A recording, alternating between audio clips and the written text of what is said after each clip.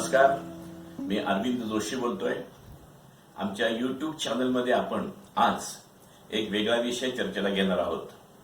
केंद्र सरकारने नुकतीच आपली नवीन शिक्षण नीती जाहीर केलेली आहे आणि त्या शिक्षण नीतीमध्ये शिक्षण व्यवस्थेत बरेच बदल सुचवलेले आहेत। या बदलाच्या अनुषंगाने आपण आज चर्चा करणार आहोत। या बदलाचे आपल्या जीवनावर काय परिणाम होणार आहेत, शिक्षणावर काय परिणाम होणार आहेत आणि विद्यार्थ्यांवर काय परिणाम होणार आहेत हे आपण जाणून घेणार आहोत। आपल्याशी आज चर्चा करण्यासाठी आणि आपल्याला मार्गदर्शन करण्यासाठी डॉक्टर ना जगताप यांना आपण पाचारण केलेलं आहे। सर जगताप सर हे सोलापूरमध्ये एज्युकेशन ह्या विषयातले तज्ज्ञ मानले जातात। त्यांनी सोलापूरच्या डीएड महाविद्यालयामध्ये प्रदीर्घ काळ प्राध्यापक आणि प्राचार्य म्हणून काम केलेलं आहे आणि महाराष्ट्रातल्या बहुतेक सगळ्या विद्यापीठातले बीएड डीएडचे अभ्यासक्रम निश्चित करताना जगताप सरांना पाचारण आवर्जून केलं जातं, कारण त्यांचा त्यातला अभ्यास मोठा आहे। महाराष्ट्र शासनाची शिक्षण नीती निश्चित करताना सुद्धा सरांचं मार्गदर्शन घेतलं गेलेलं आहे। त्यामुळं आपल्या आजच्या ह्या नव्या शिक्षण नीतीविषयी आपण त्यांच्याकडून फार चांगलं मार्गदर्शन जाणून घेऊ शकतो। सर, मी आपल्या चॅनलमध्ये आपलं स्वागत करतो। नमस्कार सर। मी पहिल्याच प्रश्नाचा विचारतो की आपण जेव्हा शिक्षण नीतीची माहिती घेतली त्यावेळेस असं लक्षात आलं की शिक्षणाचा आकृतीबंध बदललेला आहे। पूर्वी 10+2 असा आकृतीबंध होता, आता मात्र तो वेगळा केलेला आहे। तो आकृतीबंध कसा आहे याची आपण आधी माहिती द्यावी अशी विनंती करतो। नमस्कार। त्यात हा जो बदल आपण अपेक्षित माझ्याकडून केलेला आहे म्हणण्यापेक्षा जो बदल अपेक्षित झालेला आहे त्याची माहिती मी आपल्याला थोडीशी माझी जी काही माहिती आहे ती आहे कस्तुरीरंगन समितीने जो रिपोर्ट सादर केला त्याच्या आधारानं। मंत्रालयानं नेमकं त्यातलं काय उघडलंय किंवा काय ते मला माहिती नाही, मात्र जो कस्तुरीरंगन समितीचा रिपोर्ट आहे त्या माहिती आधारे मी आपल्याशी चर्चा करू इच्छितो। पहिल्यांदा जे स्ट्रक्चर आहे हे 10-2-3 हे स्ट्रक्चर आहे, हे 86 साली नव्हे। काही ठिकाणी असं म्हणलं जातं की 34 वर्षानंतर बदल झाला, धोरणात 34 वर्षांनी बदल झाला, पण पॅटर्न मात्र हा 72 पासूनचा हा पॅटर्न बदललेला आहे। 72ला आपण पहिला पॅटर्न बदलला 10-2-3चा आणि नंतर हा आपण पॅटर्न बदलतो आहोत। हा पॅटर्न जो आहे तो असा आहे, पहिल्यांदा फाउंडेशन कोर्स म्हणलेला आहे। हा फाउंडेशन कोर्स जो आहे तो आहे 5 वर्षाचा, म्हणजे 3 वर्ष प्लस 2 वर्ष। आता या ठिकाणी काय झालेलं आहे की 3ऱ्या वर्षापासून 6व्या वर्षापर्यंत, म्हणजे या ठिकाणी 3 ते 6 हा जो आहे हा पहिला गट आणि नंतर दुसरा गट, म्हणजे पहिली आणि दुसरी, याला आपण काय म्हणूया हल्लीच्या भाषेत बालवाडी प्लस पहिली दुसरी असा पहिला गट आहे।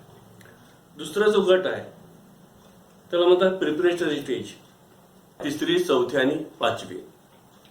नंतरचा आहे मिडल स्टेज, 6वी 7वी आणि 8वी, आणि नंतर 9वी 10वी 11वी आणि 12वी। बऱ्याच ठिकाणी असं वाचायला मिळतंय किंवा ऐकायला मिळतंय की आता परीक्षाच राहणार नाहीत किंवा काय, असं नाही। 10वी-12वीच्या परीक्षा बोर्डाच्या होणार नाही त्याचा अर्थ असा, कारण 10वी आणि 12वी हा प्रकार टप्प्याचा राहिलेला नाही। मी काय म्हणतो लक्षात घ्या, टप्पे वेगळे झाल्यामुळं हा टप्प्याचा राहिला, पण परीक्षा हे असणारच आहे लक्षात घ्या। आणि ह्या परीक्षेत थोडं स्वरूपही बदलणार आहे, ज्याला आपण थोडं सेल्फ असेसमेंट, विद्यार्थ्याचं सेल्फ असेसमेंट आहे, टीचरकडून असेसमेंट आहे, अंतर्गत मूल्यमापन आहे, याच्यात थोडंसं जास्त भर राहणार आहे।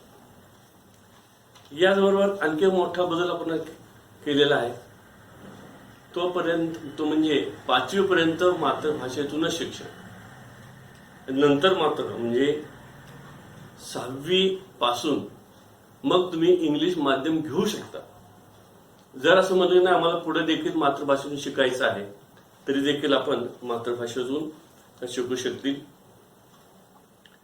आणखी एक मोठा बदल असा की RTE ज्याला आपण शिक्षणाचा अधिकार म्हणतो आपण, तो आपण 6 ते 14व्या गटासाठी होता, तो आता आपण 3 ते 18 वर्षापर्यंत नेला, म्हणजे त्याचा कालावधी वाढवलेला आहे। आणि त्यामुळे माझ्या अभ्यासाप्रमाणे मला असं वाटतं हा फार मोठा बदल आहे. कारण याचा अर्थ असा होतो की या वयोगटातल्या सर्व मुलांना मोफत, सार्वत्रिक आणि सक्तीचं याशिवाय गुणवत्तापूर्ण शिक्षण देण्याची जबाबदारी ही केंद्रावर येते. आणि त्यामुळे केंद्राचा आर्थिक बोजा खूप मोठा वाढणार आहे असं मला. त्यामुळे आणखी काय बदल होतो लक्षात घ्या. गुणवत्तापूर्ण म्हणल्यामुळं आपल्याकडं शिक्षकांसाठी आपण टीईटी आणली, म्हणजे शिक्षक पात्रता परीक्षा. तर त्या कशासाठी आणली, तर आम्ही असं म्हणलं, आम्हाला असं वाटलं किंवा शासनाला असं वाटलं की केवळ डीएड बीएड होऊन देखील गुणवत्तापूर्ण शिक्षक मिळत नाहीत आणि म्हणून ती पात्र परीक्षा आणली. का तर आम्हाला गुणवत्तापूर्ण शिक्षक पाहिजेत. आता हेच धोरण जर पुढे असेल तर सर्वच ठिकाणी ही पात्रता परीक्षा लागणार आहे. म्हणजे आता बालवाडीचा जो शिक्षक आहे त्याला तर बीएड करावाच लागणार आहे, पण ती टीईटी द्यावी लागणार आहे. प्राथमिक शिक्षकाला देखील बीएड करावं लागणार आहे, ती टीईटी द्यावी लागणार आहे. माध्यमिक शिक्षकाला देखील बीएड करावं नाही, टीईटी द्यावी लागणार आहे, अगदी 12वी पर्यंत शिक्षकांसाठी. आता ह्या टीईटी मध्ये सुद्धा त्यांनी आणखी बदल केलाय. आता जी टीईटी आपण देतो ती एक परीक्षा असते, फक्त लेखी परीक्षा असते आणि त्या लेखी परीक्षा आधारे आपण ह्याची परीक्षा घेतो. आता असं नाही, तिने असं म्हणलेलं आहे की केवळ लेखी परीक्षेवर शिक्षकाची गुणवत्ता मोजून चालणार नाही, तर त्याला कदाचित वेगळी जोड द्यावा लागेल. म्हणजे त्यांची असं अपेक्षा आहे की त्याचे कदाचित ज्याला आपण लेसन म्हणूया किंवा पाठ त्याला घ्यायला लावतील आणि मगच ती खऱ्या अर्थाने ती परीक्षा पूर्ण होईल. आता यामुळे आपोआपच काय झालं की आताच्या पॅटर्न मधला ज्युनियर कॉलेज हा भाग जो आहे हा बंद होणार आहे. आणि मग त्यामुळे आता गंमत अशी होणार आहे थोडीशी. सध्या आपल्याकडं 3 प्रकारे हा पॅटर्न राबवला जातो. काही ज्युनियर कॉलेज आहेत ते सगळे स्वतंत्र आहेत, काही ज्युनियर कॉलेज शाळा जोडलेली आहेत आणि काही ज्युनियर कॉलेज ती सिनियर कॉलेज जोडलेली आहेत. तर ह्याचं कसं होणार आहे माहित नाही, परंतु हा जो प्रकार आहे तो संपणार आहे ज्युनियर कॉलेजचा.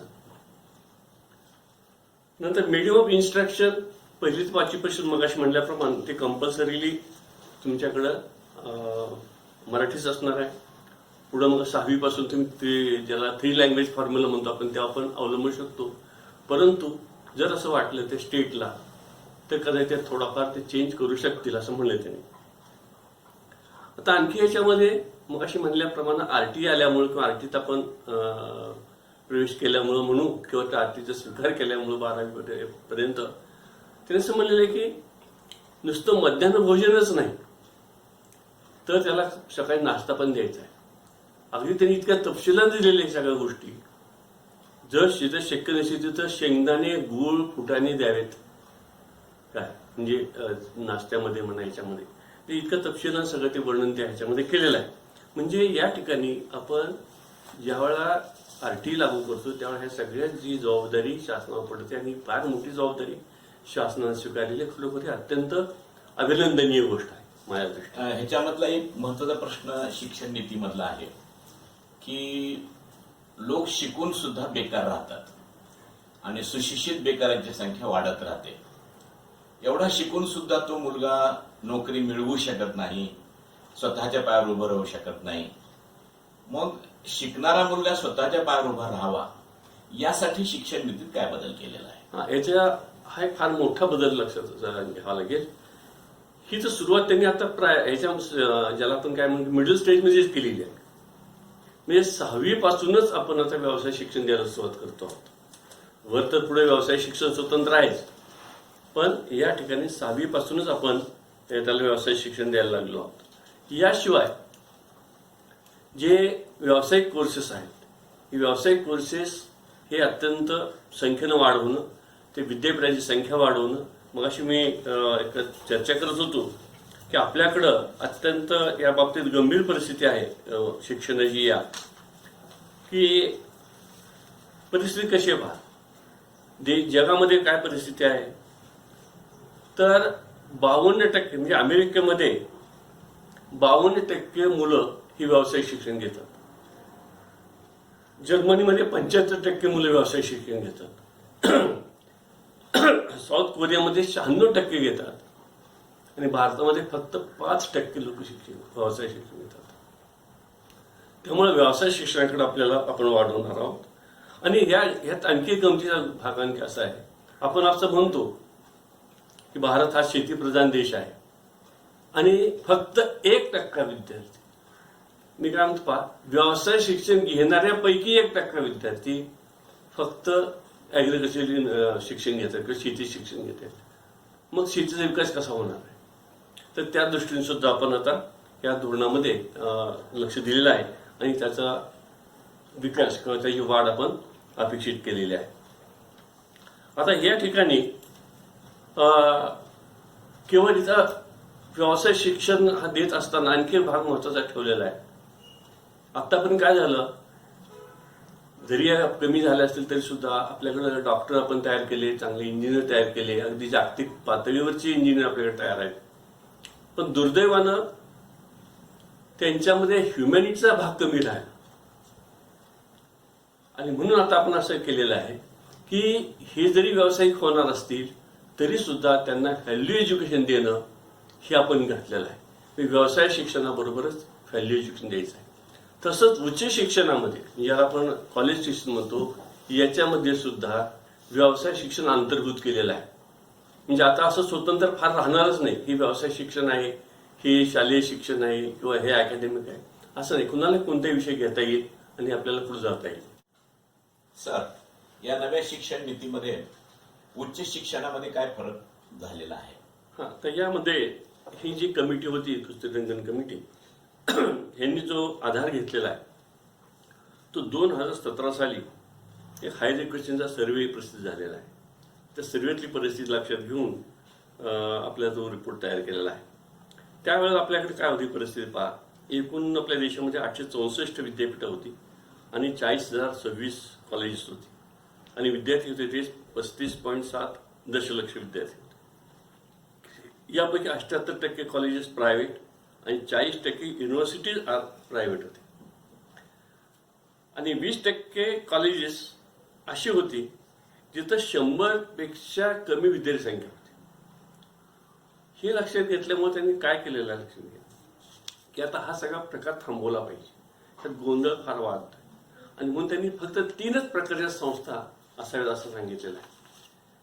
त्यांनी असं म्हणलेलं पहा की पहिला टाईप कोणता आहे, तर संशोधन विद्यापीठ।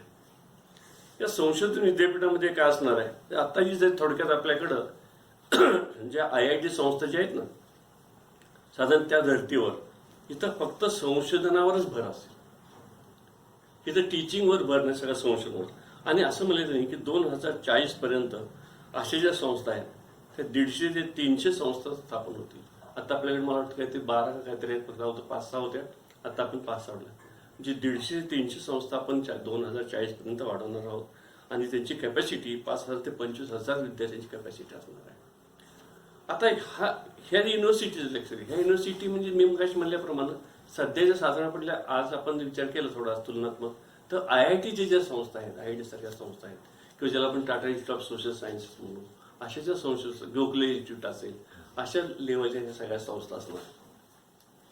दुसरा जो टाईप आहे त्यानेच म्हणले, दुसरा टाईप आहे तो टीचिंग युनिव्हर्सिटीज, ज्याला सध्याच्या ज्या सेंट्रल युनिव्हर्सिटीज ज्या आहेत त्या टाईपचे हे विद्यापीठ असणार आहे।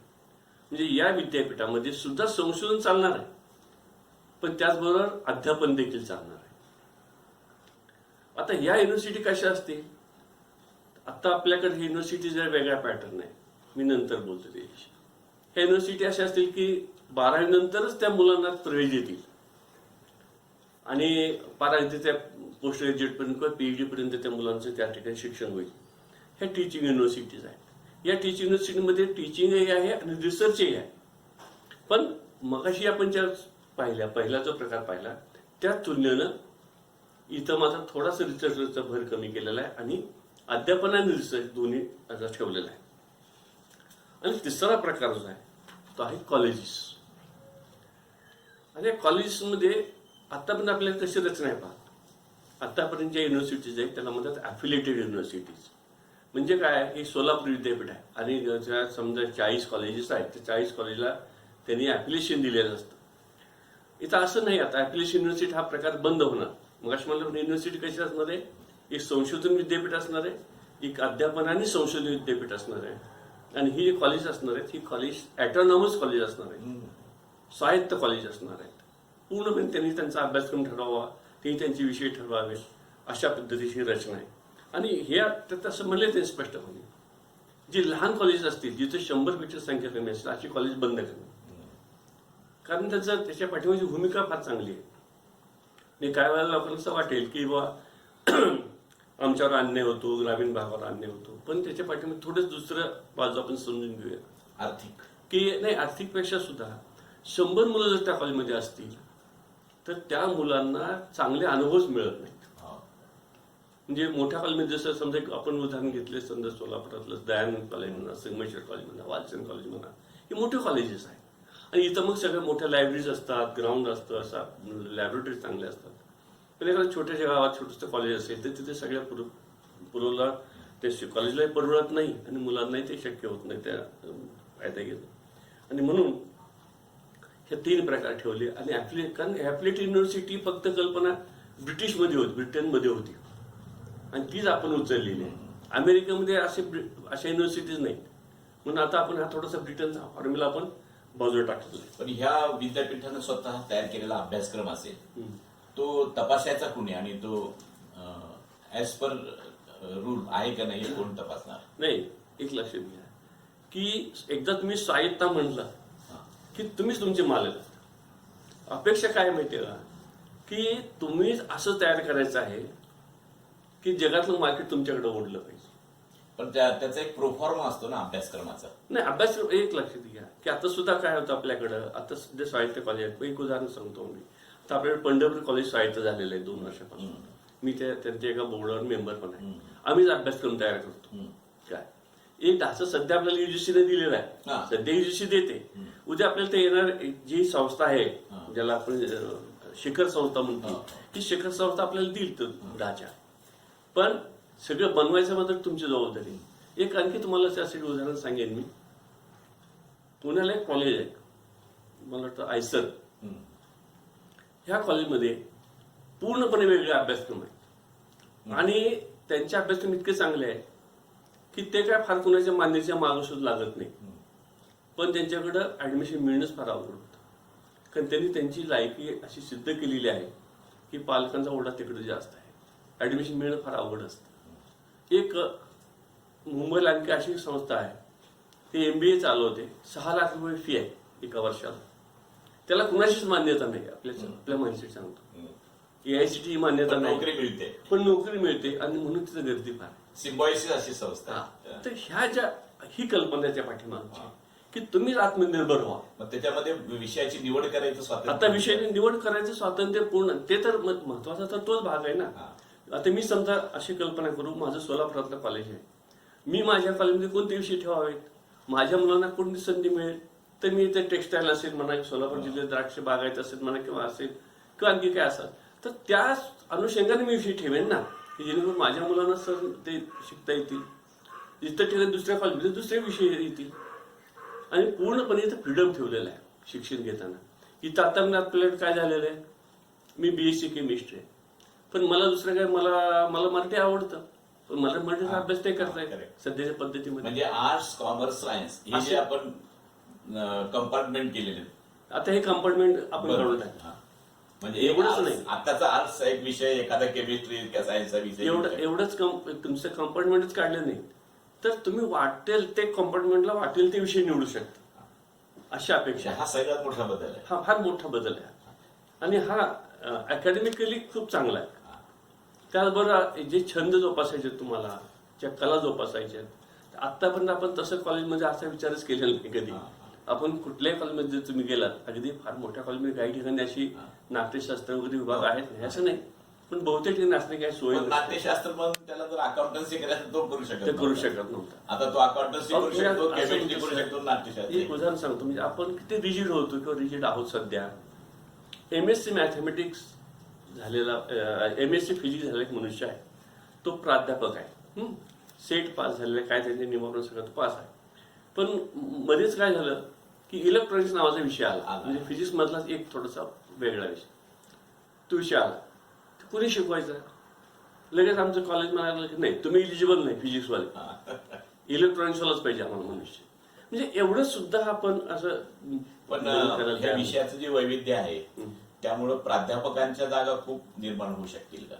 प्राध्यापकांच्या जागा निर्माण होऊ शकते हे एका बाजून मी म्हणेन काय, पण दुसरं मला एक थोडीशी भीती म्हणा किंवा शंका अशी वाटते की डिजिटलायझेशन होत असल्यामुळं ह्याची एवढी गरज पडेल का, हा एक मोठा प्रश्न आहे.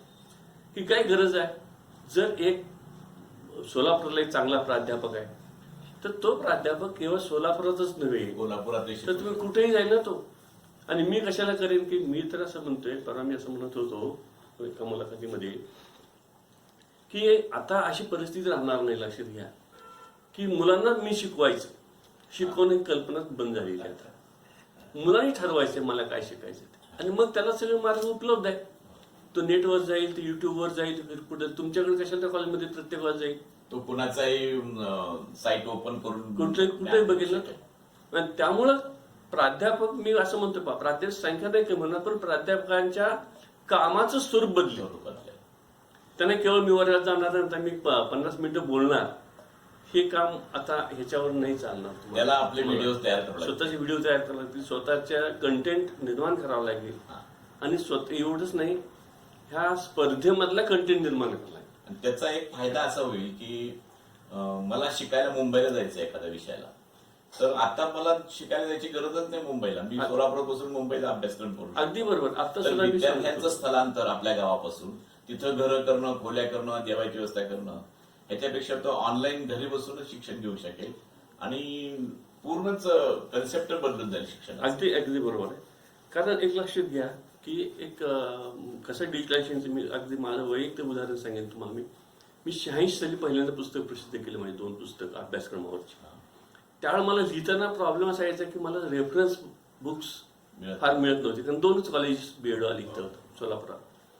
मग मला कधीतरी पुण्याला जायचं, कुठंतरी एखाद्या मागं लागायचं की 2 पुस्तकं बघायची तेवढ्या वेळात, असं व्हायचं. आज मला तशी परिस्थिती नाही. आज मी एक पुस्तक लिहिलेलं आहे मोठं, पण मी इथं बसून लिहिलं, मला सगळे रेफरन्स उपलब्ध आहेत नेटवर.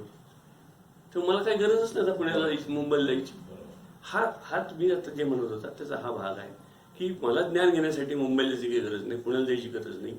त्या प्राध्यापकाच्या नोट्स तयार असतील, म्हणजे व्हिडिओ तयार असतील, त्याच्यात मी शिकेन. आणि प्राध्यापकाला नवीन नवीन संदर्भ मिळतील, व्हिडिओ ते दुरुस्त सुद्धा करत शकतील, प्रगती सगळे म्हणजे सुधारणा करू. जसे तुम्ही आता काय करतो प्राध्यापक, आपण यंदा मी शिकवलं, नोट्स काढतो आणि मग नंतर पुढच्या वेळेस थोडा बदलतो, म्हणजे अशी अपेक्षा करतो आपण, बदलत असतो, रिवाइज करतो. तसंच होणार आहे. जसं जगामध्ये ज्ञान अपडेट होत जाईल तसं त्याची बदलते. म्हणजे मगाशी मी उदाहरण तुम्हाला सांगतो सर, त्या आयसर कॉलेजच आमच्याकडचे अभ्यासक्रम, कुठल्याही विद्यापीठातले अभ्यासक्रम हे फार लवकर घाईनं बदल झाला आमचा, तर आम्ही 5 ते 7 वर्षात बदलतो. म्हणजे आम्हाला काही काही 10-10 वर्ष बदलत नाही, पण 5 ते 7 वर्ष लागतात. पण सर त्याच्याकडे दरवर्षी अभ्यासक्रम बदलतात. परिस्थिती बदलेल तसं ताबडतोब ते काहीतरी काय केलं की जसे नासा म्हणा किंवा काही जागतिक संस्था आहेत त्यांचे टायअप आहेत, तिकडे जे काही नवीन इन्व्हेन्शन होतात लगेच इकडे आणतात. तर हे आपल्याला आता हे असं होतच राहणार. त्यामुळे दर्जाच्या बाबतीत स्पर्धा होईल. तर एकंदरीत डिजिटल क्रांती, बदलतं वातावरण आणि समाजाच्या गरजा या सगळ्यांचं उत्तर देत ही शिक्षण नीती तयार केलेली आहे आणि ती देशाचा बदल घडवण्यास उपयुक्त ठरेल असं तुम्हाला वाटतं का? एवढंच नाही सर, मी तुम्हाला हे सांगतो, म्हणजे किती बारकाईने ह्या धोरणात मला जे 400 माझ्या माहितीप्रमाणे थोडंसं आठवत चुकून नसेल तर 486 पानाचे डॉक्युमेंट आहे. खूप तपशील जर वाचलं लक्षात येईल तुमचे, खूप बारकाईने बारीक बारीक तपशील दिलेले आहेत. आणि एक उदाहरण तुम्हाला मी सांगतो की आमच्याकडे बीएड कॉलेजमध्ये काय असावं काय नसावं एवढंच त्याचा लहान लहान तपशील सगळे त्याच्यामध्ये दिलेले आहेत. म्हणजे त्याने असं म्हणलेलं आहे की आता आम्ही शिक्षकांना जे खेड्यातून शिकतील, मुलांची शिक्षक होऊ इच्छित असतील त्यांना आम्ही स्टायपेंड सुद्धा देणार आहोत. काय आणि शिक्षक जे आहेत की शिक्षा मित्र, कुठं पार्ट टाइम शिक्षक, सीएचबी शिक्षक, शिक्षण सेवक, ह्या सगळ्या कल्पना बंद होणार. माझ्या दृष्टीनं सगळ्यात चांगली गोष्ट काय असेल कारण प्राध्यापक म्हणून तर हे असले विनावण्याचं काही मला उल्लेख, पण हे मात्र टोटली त्याच्यामध्ये स्पष्टपणे उल्लेख असल्या काही कुठे गोष्ट असणार नाही आणि ही खूप माझ्या दृष्टीने चांगली गोष्ट आहे. स्थैर्य मिळालं स्थैर्य मिळेल, शिक्षकांना खऱ्या अर्थानं चांगलं स्थैर्य मिळणार आहे. त्याचबरोबर म्हणजे या ठिकाणी त्या ह्याच्यामध्ये म्हणजे सगळ्या पॉलिसीमध्ये पैशाची व्यवस्था काय करणार तुम्ही? कारण सगळ्यात मोठा भाग आहे की एवढं जर सगळं करायचं तर पैसा कुठून आणणार? तर सध्या आता आपण जो GDPच्या साधारणपणे 3.86 किंवा 4% आपण खर्च करतो आहोत तो आपण 6% करणार आहोत असं त्यांनी अपेक्षा केलेली आहे. आणि 6% जर खर्च केला तर मग बऱ्यापैकी आपण साध्य करू शकतो. कारण खरं म्हणजे 1966ला कोठारी कमिशननं सुचवलं होतं की 6% खर्च करावा, पण आपण आतापर्यंत कुठंतरी 4.25 किंवा 4% पोहोचलेलो आहोत. पण जर 6% केला तर मात्र आपण बऱ्यापैकी यशस्वी होऊ.